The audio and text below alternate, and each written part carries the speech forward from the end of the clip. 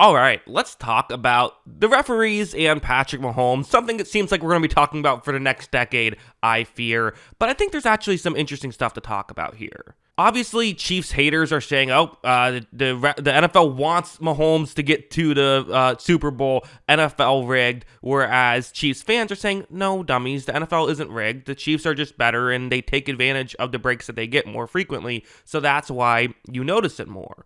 Well, which side is true? Unfortunately, this is something that actually requires some nuance. Neither side is, in my opinion, completely true. So let's dive into it. Let's get into that nuance and come away with, I hope, a pretty decent conclusion on if the Chiefs actually get the calls or not. And another thing that I think we should talk about in this video and we'll get into is it goes a little deeper than that. Because if we ignore just the Chiefs aspect of it, there's actually kind of a big issue that the NFL has with these roughing the passer penalties in general that we will get into.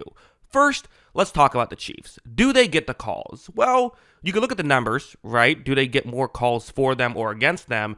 And more often than not, they are a team that is more penalized than their opponent. In 12 out of the 17 games they played this season, they have been penalized more than their opponents. They also are the 6th most penalized team in football this year. However, that does not mean that they don't get the calls. That just means that they commit a lot of penalties. They could be committing more penalties, than the other team, but also be getting calls, right? I'll use the Florida Panthers as a example of this, where essentially their strategy in hockey is that they just commit so many penalties, they know the refs won't call them all, so they're one of the more penalized teams in hockey, but also probably should be getting penalized more. And I actually think that might kind of be the effect, because when you think about the Chiefs and you think about penalties called on them, you have to think about the guy who has the most penalties called on him out of any player in the league, and that is their right tackle, Jawaan Taylor. Jawaan Taylor has a history of this, false starting every play, lining up too far back every play.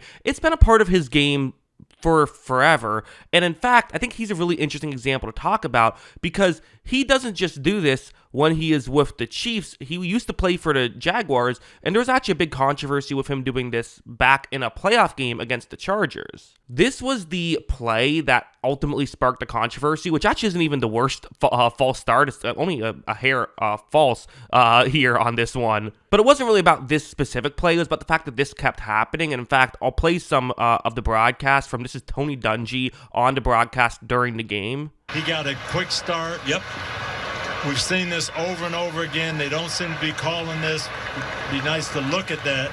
Joey Bosa, if you remember, actually got a penalty for slamming his helmet while still on the field of play, because he was so frustrated at the fact that Jawaan Taylor kept getting that call or kept not getting called essentially for it. Bosa then got a unsportsmanlike conduct penalty, which again, this is a weird situation, right? Because you could sit here on one hand and say, well, the person to blame is Jawaan Taylor. He's the one committing the penalties. But to me, what Jawaan Taylor is doing is he's essentially saying, oh, you're not calling it when I get a little bit, when I start a little bit early? Well, then I'm going to start a little bit early all game. If you notice, a lot of times he'll get called once or twice early on, and it doesn't get called later on in the game, because he's testing the water, seeing what he can get away with early on, and then he'll use that for the rest of the game. It's something that Mitchell Schwartz has said that he's done in the past, of see what you can get away with early on, and then you do that for the rest of the game. What you want is consistency, and he takes advantage of that. He did this with Jacksonville, and now he does it with the Kansas City Chiefs. So does he get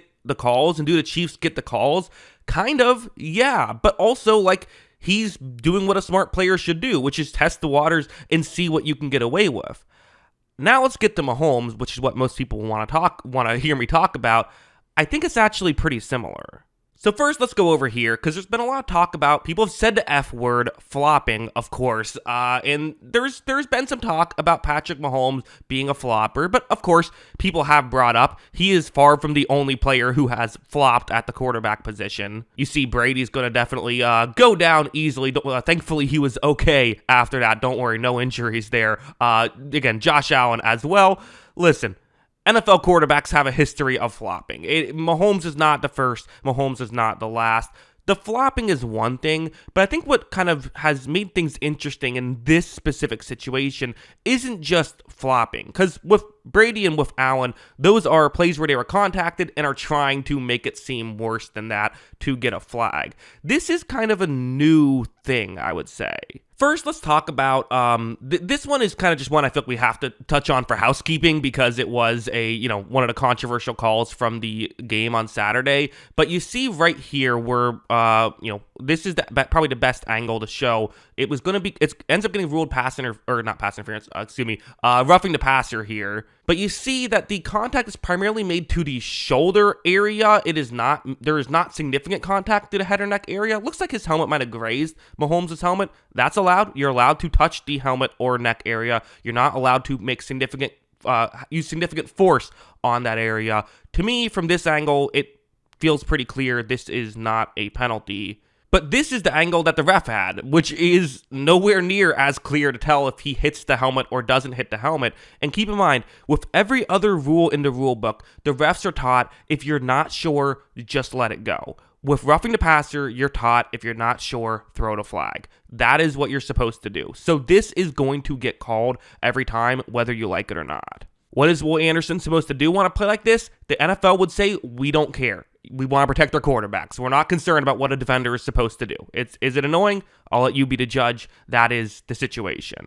But now let's cut over to this one where I think this is where things actually get really interesting to me. So you see Mahomes is going to go past the line of scrimmage. He's outside the pocket. He's past the line of scrimmage. He is a runner. He has the same protections that a running back does on this play. You're going to see he looks around, and then at the last second, he kind of starts to dive down. And this is, I think, one thing that often gets missed in the late slide, these, guys getting hit in the head type of conversations is, how are you supposed to tackle? Well, you have to get lower, right? If you just stand upright, you'll get ran over. You have to go down. These two players, both of them are just in a typical tackling position, right? But when you slide, what happens to your head? It goes down to where your head is now in danger. So a late slide is actually one of the more dangerous plays, and it's why sometimes you see a guy get clocked in the head and not get a penalty. This is something that I think often gets missed. On this play, the Texans collided with each other, but their helmets made a loud clank. Again, refs are taught if it's close, we're going to throw the flag. So that's what they do there.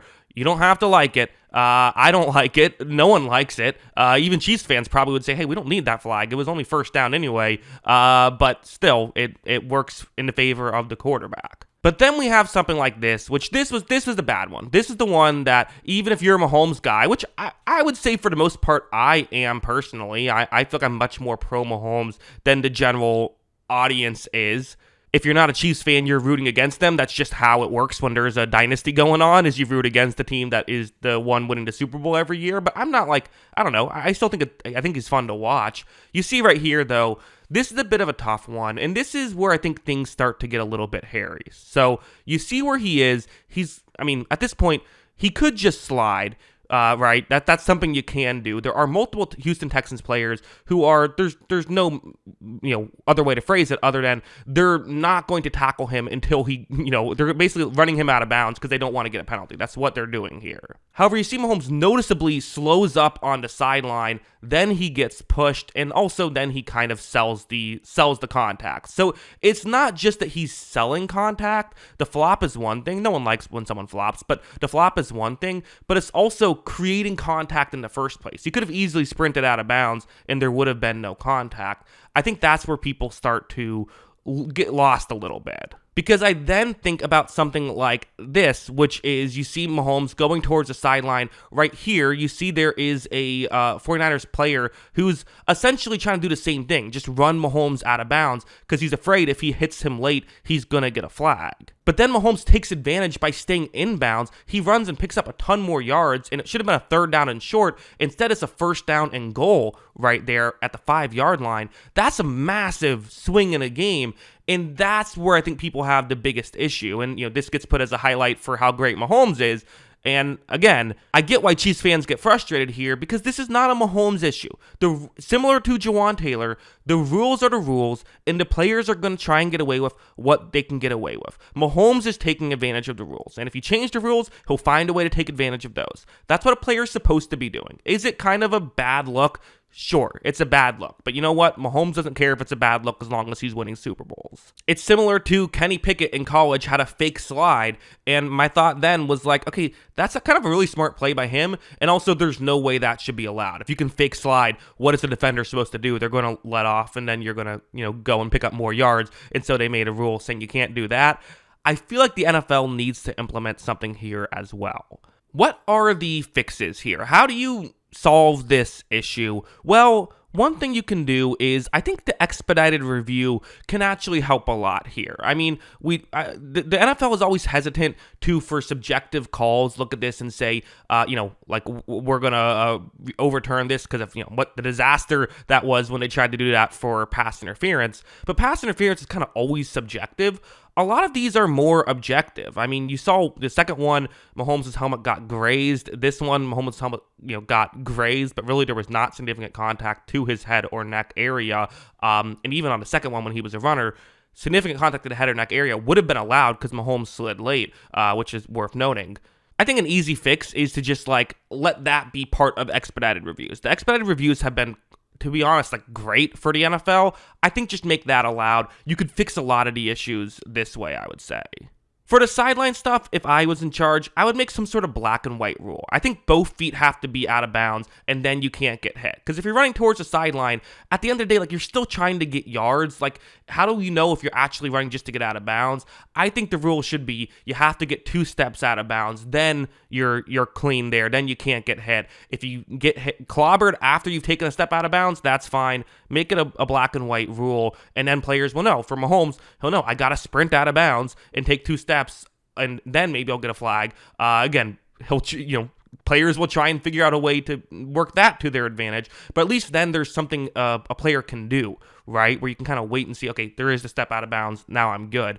Adds in that, makes a little gray area that way. I don't know if you're ever going to get a perfect solution, but again, just because you can't get a perfect solution doesn't mean you shouldn't aim to make this better. There's the other outcome, which is you penalize the quarterback on this stuff. If the quarterback seemingly is trying to draw contact to get a penalty, or is seemingly selling a play like that, then you can call it embellishment. Hockey does this, where if there has to be a penalty made, but if you sell it, then they call essentially offsetting penalties. You could do something similar in the NFL. If you want, make it a 15-yard penalty. It would be really hard to enforce, and to be honest, I just don't see, could you imagine if on that play Mahomes gets hit out of bounds, the crowd's already booing because there's no flag, and then they call an embellishment penalty on the quarterback? So the refs are going to not do that too often. That's just kind of the reality of the situation. But at least if it's a penalty on the books, you can fine guys for it. That could still help. I mean, obviously Mahomes will pay any fine to win, but there's still an option there. So in conclusion, does the NFL help the Chiefs? No. The NFL doesn't care about if the Chiefs win or if the Bills win. The ratings are going to be the same whether it's the Kansas City market or the Buffalo market. That's just how TV stuff works. People are going to watch the Super Bowl. It doesn't matter. It really doesn't. Not to mention just the massive logistical issues with trying to rig an NFL game. I don't think people think that's easy to do. That's way more difficult. Roger Goodell could more easily land on Mars than he could try and rig an NFL game. There's a lot of logistical issues that go into that. I don't know if that's true. It's probably not. He probably could easier rig an NFL game than land on Mars, but it sounds good to say. The point is, it's ridiculously difficult to rig an NFL game. There's a lot of things you would have to coordinate to make that happen. It's not just as simple as tell the refs to miss a couple calls, as people might think it is. However, do the Chiefs benefit from calls? I think so, yeah. I mean, listen, superstar calls has been a thing for forever. The refs have always been more likely to throw a flag if you hit, Tom Brady than if you hit Mike Glennon. No disrespect to Mike Glennon, but that's just how it works. And the Chiefs are a smart team, much like the Patriots before them. Hey, here's this wrinkle in the rules. Let's take advantage, right? That's what smart teams do. So yes, the Chiefs benefit from the ref calls, but it's because they're actively trying to benefit from the calls and trying to find ways to navigate this. So it's credit to the Chiefs in a way. They're being smart, but also the NFL needs to fix this because it is annoying to watch as a fan. It just is. And that's the last thing. Chiefs fans, if you made it this far into the video, let me just say, you have to realize people don't want to see your team win, and people are going to be biased in that way. So yes, people are going to get more mad at Mahomes when he flops than Josh Allen when he flops. That's just how it works. You get the benefit of getting to see your team win Super Bowls. The disadvantage is people are going to be annoying on Twitter. It's a trade-off that everyone would love to make. But yeah, those are my long-winded thoughts on Mahomes and the refs and this current situation. Let me know your thoughts in the comments below. Always love hearing from you. And of course, as always, thanks for watching.